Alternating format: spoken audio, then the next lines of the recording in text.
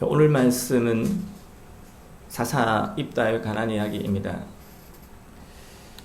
입다에 대해서는 모르시는 분들이 많을 건데요. 잘 들어보지 못한 사람이죠. 입다에 대해서는 잘 모르겠지만 입다는 신약 성경의 히브리서에서 믿음의 사람 중에 하나로 언급됩니다. 믿음으로 위대한 일을 했던 자 중에 하나이죠. 물론 히브리서에 언급된 믿음의 사람 중에 정말 믿음의 본이 되느냐 의구심이 드는 이들이 있어요. 특히 삼손의 경우 삼손이 과연 믿음의 사람일까? 확신하기 어려울 수 있습니다. 나중에 우리가 삼손을 이제 보게 될 텐데 그때 이게 삼손이 이런 사람이었나? 그런 생각을 하게 돼요. 입다도 그런 부류의 사람이에요. 그러니까 우리가 믿음을 어떻게 정의하고 이들에 대해 우리가 개인적으로 어떻게 평가하든지 간에 중요한 건 뭐냐면 성경이 어떻게 판단하고 평가하는지예요. 여러분, 성경의 인물 중 누구도 완전하지 않았습니다. 그래서 우리는 그런 기대를 해서는 안 됩니다. 지금도 마찬가지죠. 우리 중 누구도 완전한 자는 없어요. 그래서 누군가에 대해 너무 과도하게 기대하는 건 바람직하지 않아요. 우리가 기대하고 바라야 할 분은 오직 예수님 뿐이에요. 여러분, 예수님만이 완전하신 분입니다. 왜냐하면 예수님만이 죄가 없으시고 죄를 짓지 않으셨었고 예수님은 사람이지만 동시에 하나님이시니까요. 그러니까 예수님 외에 누군가를 여러분들이 기대하고 의지하면 여러분 분명히 실망할 겁니다. 누군가를 존경하고 그를 나의 멘토로 삼고 본받으려 한다는 것, 저분 참 저런 면에서 내가 본받아야겠어, 나도 참 저렇게 닮고 싶어, 그게 나쁜 게 아니에요. 저는 지금 그걸 말하는 게 아니라 여러분, 우리가 마땅히 존경할 자를 존경해야 되겠죠. 그런 권위를 지닌 자를 존중하고 따라야 돼요. 그럼에도 예수님의 자리를 그런 자들이 차지할 수 없고 그래서도 안 됩니다. 교회는 그래서는 안 돼요. 그래서 나를 실망하게 했다 해서 존경과 존중의 태도를 버리는 것도 잘못이고, 또한 누군가를 과도하게 주님과 같이 여기는 것도 잘못이에요. 여러분, 입다는 많은 약점을 지닌 자예요. 입다도 디돔처럼 아주 심한 열등감과 교만의 사람이었어요. 그렇지만 그는 하나님이 사용하신 종입니다. 우리는 입다의 허물과 잘못으로 인해 그가 하나님의 종이었다는 사실 자체를 부정하거나 폄훼하는 잘못을 보면서는 안 돼요. 여러분, 다윗은 사울 왕이 그를 아주 혹독하게 대합니다. 이 사울 왕으로 인해서 많은 고생을 해요. 그런데도 사울이 하나님 세우신 왕이라는 이유로 사울을 존중하는 태도를 버리지 않아요. 왜냐하면 사울이 아니라 사울을 세우신 하나님을 생각한 거죠. 여러분, 사울이 잘못하고 있고 악하다는 걸 다윗이 모르겠습니까? 다 알아요, 사울도. 그럼에도 다윗은 하나님이 사울을 판단하시고 처리하실 것을 믿어요. 이런 존중의 태도는 하나님의 권위를 생각하기 때문이에요. 이런 태도를 하나님이 기뻐하셨습니다. 그래서 하나님은 다윗을 내 마음에 합한 자라 하시죠. 이게 생각보다 쉽지 않아요. 여러분, 사사기를 볼 때 우리는 항상 이런 태도를 견지해야 돼요. 왜냐하면 이 사사기 인물들을 보면 이 말도 안 되는 짓들을 하지? 참 이상한 사람들이네? 이렇게 생각하고 단순히 무시하거나 그렇게 치부할 그럴 수가 있기 때문에 여러분, 우리가 이걸 주의해야 돼요. 여러분, 나 자신을요 완전히 의로운 판관으로 만들면 안 돼요. 마치 포청천처럼. 포청천 아십니까? 이마에 생겨가지고 그 중국의 판관, 제 기억나는 거 그 드라마 보면 항상 그 포청천이 맨 마지막에 그 형벌을 내릴 때 사람마다 작두가 달라요. 혹시 아십니까?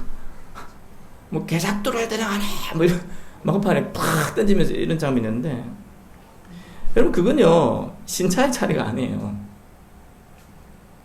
모든 심판과 최종적 판단은 하나님께 맡기고 하나님이 세우신 권위를 존중하는 태도를 항상 지니려 해야 돼요. 여러분, 입다는 기도원과는 달리 이 사람은 정말 이 열등감에 사로잡힐 수밖에 없겠다, 그게 이해될 만한 그런 형편이었어요. 왜냐하면 그는 기생의 아들이었거든요. 성장하면서 많은 서름을 받아요. 그는 큰 용사였습니다. 정말 이 기생의 아들이 아니라면 정말 대단한 사람이에요. 근데 이 출생의 이 신분으로 인해서 인정받지 못해요. 무시받습니다. 심지어 그 아내도 이 아들들 낳고 난 다음에 아들들이 크니까 야, 당신 집 나가라, 이렇게 해버립니다. 쫓아버려요. 왜 그러냐? 여러분, 기도원이 적자니까 기도원은 아버지 기업을 얻지 못해요. 그러니까 내 아들들이 당신에게 아무것도 얻을 것도 없고 도리어 내 아버지 집, 그러니까 아내의 아버지 집의 기업을 받아야 된다는 게 말이 안 된다. 우리 아들이 받아야지. 당신 때문에 이 걸림돌이 된다. 우리 가정에 당신 나가서. 참, 이게 여러분, 이게 자기 형제들과 부모에게도 버림을 받고 심지어 내 아내와 아이들에게서 떠나야 하는 이 인생을 한번 생각해 보십시오.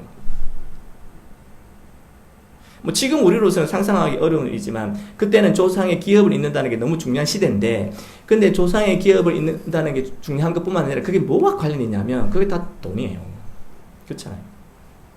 내 아버지의 기업을 잇는다는 건 아버지의 재산을 내가 다 받는다는 이야기거든요. 이것 때문에 내가 가족을 떠나야 돼요. 적자라는 이유로 가족과 가정에서 버림을 받죠. 그렇게 입다가 이제 형제들을 피해 돕당으로 가서 삽니다. 멀리 떨어져서 사는 거죠. 근데 이제 이 입다가 살고 있으니까 사람들이 몰려들기 시작해요. 입다에게 잡류들이. 이 잡류가 뭐냐면 오늘날로 보자면 사회적으로 인정받지 못하는 자들이에요. 입다처럼 버림받은 자들이 이제 입다가 이게 사람 대단한 사람이니까 입다를 중심으로 사람들이 모인 겁니다. 큰 무리를 이루게 돼요. 그가 큰 용사였으니까. 근데 이런 입다가요, 소위 세상의 주류에 들어갈 기회가 생깁니다. 늘 변방에 있다가 늘 무시받고 취급받다가 사람들이 그를 찾아요. 왜 찾느냐?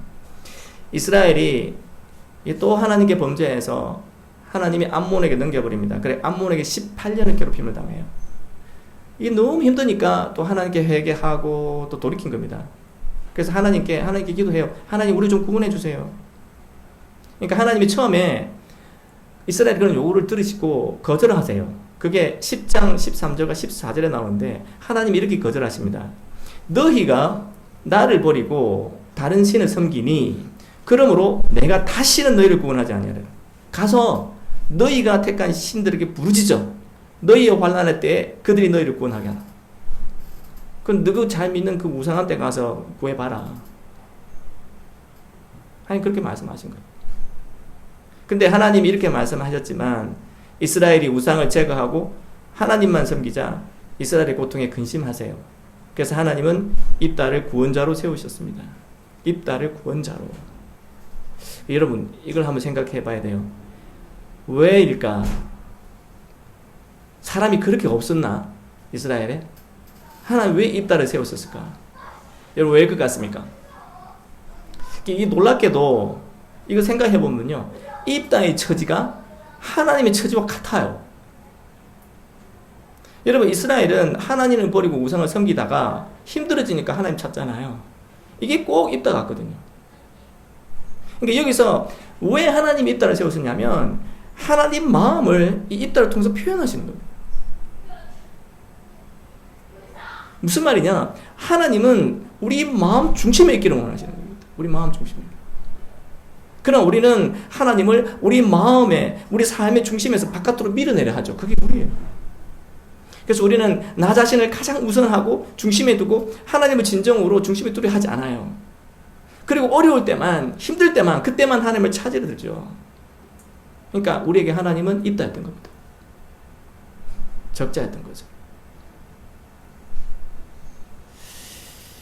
자, 다시 입다로 돌아와서 길르앗 장로들이 입다를 찾았을 때, 야, 너희가 전에는 나를 미워해서 아버지 집에서 쫓아버리더니 이제 환난 당한다고 어찌 내게 왔느냐? 똑같은 말이죠, 하나님. 그래 물어요. 그때 장로들이 야 네가 암몬과 싸우면 길르앗 주민의 머리가 되게 해주겠다. 야 네가 지도 되게 해줄게. 이게 약속이에요. 그렇게 미움받고 무시받던 처지에서 한순간에 그들의 지도자가 돼요. 한순간에. 여러분 인생의 앞날이 어떻게 될지 우리는 알지 못해요. 사람을 높이시고 낮추시는 것은 하나님의 능력이지 사람의 능력에 달린 게 아니에요. 그건 하나님의 뜻입니다. 사사기와 사무엘서에서 계속 그 기저에 흘러가는 이야기가 뭐냐면 바로 이거예요. 하나님은 높이시기도 하고 낮추시기도 한다. 이게 한나의 찬양에도 또 나와요. 그렇다면 우리가 낮아졌다 해서 괴로워할 이유도 없고 높아졌다고 해서 우쭈 때문에 교만해서도 안 되겠죠. 입다가 암몬과 전쟁하기 전에 암몬에게 먼저 사신을 보냅니다. 야, 너희들 왜 전쟁하려 하지? 돌아온 답이 뭐냐면 자기들 땅을 이스라엘이 먼저 점령했다는 겁니다. 그러니까 그 땅을 우리가 돌려받겠다. 돌려주라, 그 땅을. 이 암몬의 이 이야기가 주장이 말이 안 돼요. 이 암몬의 속내는 이 땅을 차지할 뿐만 아니라 전쟁을 하려는 거예요. 속셈은 이 길르앗을 완전히 복속하겠다는 거예요. 그러니까 모든 전쟁의 이면에는 인간의 탐욕이 있잖아요. 근데 중요한 것은 신자인 우리가 탐욕에 사로잡힐 때 바로 그 탐욕이 우리를 찌른다는 거예요. 이스라엘이 탐욕에 빠졌기 때문에 암몬이라는 그 찌름이 그들에게 생긴 거예요. 그래서 여러분 꼭 명심하셨으면 좋겠습니다. 여러분 우리 자신을 보호하는 유일한 길은 하나님을 의지하고 믿는 거예요. 여러분 세상에 많은 것이요 여러분 눈에 좋아 보일 겁니다. 그것이 여러분을 즐겁게 하고 행복을 줄 것 같을 겁니다. 근데요 바로 그게 여러분을 찌르고 고통스럽게 해요. 내 마음이 하나님을 버리고 그런 것들에 매달려 살면 하나님이 그것들을 어느 순간 불어버리시고 고통에 빠지게 하세요. 여러분 저는 지금까지 목회하면서 이 사람이 가장 행복한 순간이 하나님 안에 있을 때임을 자꾸 깨달아가요. 여러분이 행복한 삶을 사는 길은요 하나님을 붙들고 하나님 안에 사는 거예요. 그 무엇보다도 하나님과 바꿀 수 없다는 건 그 단지 찬양의 가사가 되면 안 돼요. 정말 저와 여러분의 삶의 실제가 되어야 되는 것입니다. 암몬의 답에 대해 입다는 뭐 그게 얼마나 말도 안 되는지 조목조목 따집니다. 입다 이 답변을 이렇게 쭉 보면 이 사람 참 능력 있는 사람이에요. 일단 이스라엘에 대한 역사에 대해서 아주 인식이 깊어요. 굉장히 합리적입니다. 너희들이 말하는 그 땅이라는 게 야 본래 너희들 땅이 아니었잖냐. 맞아요. 실제로 그들이 요구한 땅은 본래 그들이 거주한 땅이 아니라 아모리 족속이 거주한 땅이에요. 아모리 족속. 그걸 하나님이 그들에게 주셨거든요. 이스라엘에게. 근데 이런 역사적 사실도 중요한데 이따가 강조하는 건 뭐냐면 그 땅을 하나님이 내게 주셨다는 겁니다. 우리에게. 하나님이 주권자라는 거죠. 그러니까 너희신 그모스 그들이 이제 그모스 우상을 섬기는데 너희신 그모스가 그 땅을 주면 너희들이 그 땅을 차지 안 하겠냐? 하나님이 우리에게 주셨다면 우리가 그 땅을 차지해야지. 이게 무슨 말이냐면 이 입다의 말은 굉장히 도전적인데 왜냐하면 야 너희 그모스인이 참신인지 우리 하나님 참신인지 결국 드러날 거 아니냐. 한번 해봐라. 그 뜻입니다. 입다가 이렇게 강경한 태도를 취하니까 암몬이 물러서지 않아요. 그래서 전쟁이 발발합니다. 근데 이때 중요한 사건이 있어요. 이 전쟁이 발발하기 직전에. 그게 뭐냐면 우리가 오늘 읽은 본문의 말씀 29절입니다. 이에 여호와의 영이 입다에게 임하니 여호와의 영이 하나님의 영이신 성령이 임하지 않으면 우리는 아무것도 해낼 수가 없어요. 그래서 사사기에 보면 항상 하나님의 영이 먼저 역사하는 것 주목해야 돼요. 근데 제가 드리는 말씀은 뭐냐면 하나님의 영이 임하시면 우리에게 하나님의 영이 임하시면 우리가 놀라운 일을 해낼 수 있어요. 근데 문제는 이거예요. 그러나 동시에 하나님의 영이 임했다고 해서 그 사람의 본질적 문제가 해결되지 않는다는 것입니다. 내가 어떤 대단한 일을 했다고 해서 내가 대단한 자가 되는 게 아니에요. 나는 한순간에 변화될 수가 없어요. 성령이 임하셔서 내가 어떤 일을 했다고 해서 나 자신이 정말 그렇게 대단한 자인 줄 생각하면 안 됩니다. 이걸 어떻게 확인할 수 있느냐? 입다에게 성령이 임했지만 입다는 전쟁의 승리를 확신할 수 없어요. 참 놀랍지 않습니까? 불안해해요. 그래서 해서는 안 되는 소원을 하나님께 합니다. 얼마나 경솔했는지. 그의 열등감이 단번에 해소될 상황에 왔고 이 전쟁이라는 큰 일을 앞두니까 이 사람 흥분해버려요. 그래서 그런 모든 걸 망쳐버립니다. 31절을 보시면 내가 암몬 자손에게 평안히 돌아올 때 누구든지 내 집 문에서 나와서 나를 영접하는 그는 여호와께 돌릴 것이니 내가 그를 번제에 물러드리겠나이다.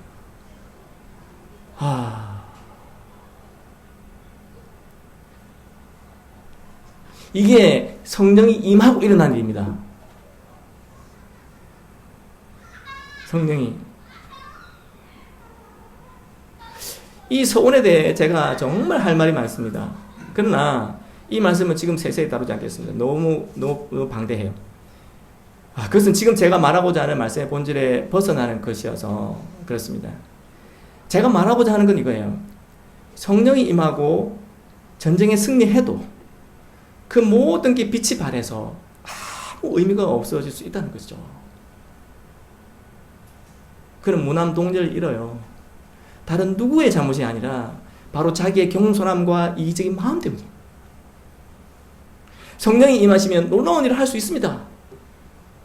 능히 할 수 있어요. 그러나 그렇다고 나의 성품과 기질과 인격이 한순간에 천사로 바뀌지는 않습니다. 35절에 그가 하는 말을 한번 보십시오.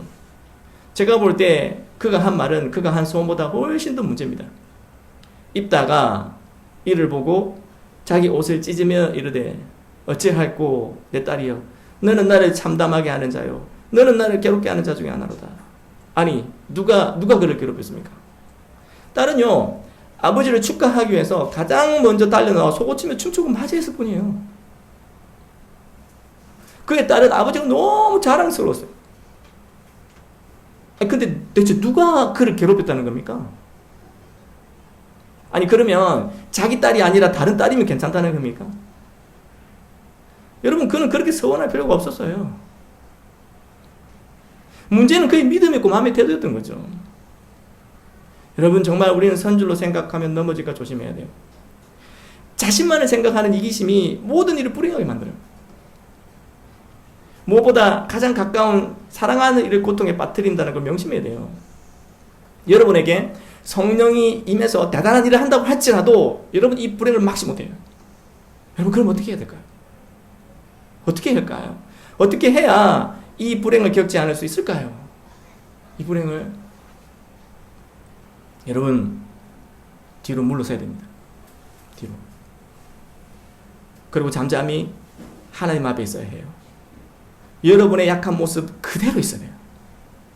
인정받지 못하고 심지어 버림받은 약한 상태에 있는 것 여러분 괜찮아요. 아니 오히려 내가 약해질 때 다른 사람이 숨통을 튀게 돼요. 그러면 내가 힘들 것 같은데 아니요 그렇지 않습니다. 왜냐하면 바로 그 순간이 정말 하나님이 나를 변화시키는 바로 그때예요. 여러분 그때가 아니면 나를 변화하게 할 수 없어요. 나를 변화하게 하는 것은 성령이 임하고 대단한 일을 하는 게 아니에요. 왜냐하면 그건 내가 아니잖아요. 내가 아니잖아요. 그럴 때 오히려 우리는 더 큰 실수를 할 겁니다. 우리가 더 큰 일을 하고자 하면 할수록 그것으로 나의 부족을 채우려 들겠죠. 나의 연약함을 그것으로 극복하려면 할수록 여러분 어떻게 되냐면 상처가요 더 크게 벌어지고 더 크게 벌어져요. 그래서 나를 더 고통스럽게 하게 되죠. 그래서 여러분 물러서십시오. 하나님을 보십시오. 그냥 약한 채로 그대로 갑에 머무십시오.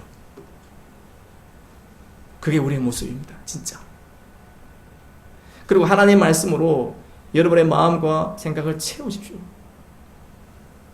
다른 무언가로 채우려 하지 마십시오. 전쟁의 승리로, 소원으로 무언가 여러분을 입증하려 하지 마십시오. 그냥 빈잔으로 나누십시오. 그러면 여러분의 그 빈잔에 하나님의 은혜로 채우실 것입니다. 그래서 다른 무엇이 아니라 정말 오직 하나님으로 그 은혜로 내 심령을 채우시는 은혜가 있기를 주님의 이름으로 축원합니다. 우리 찬송하며 봉헌하시겠습니다.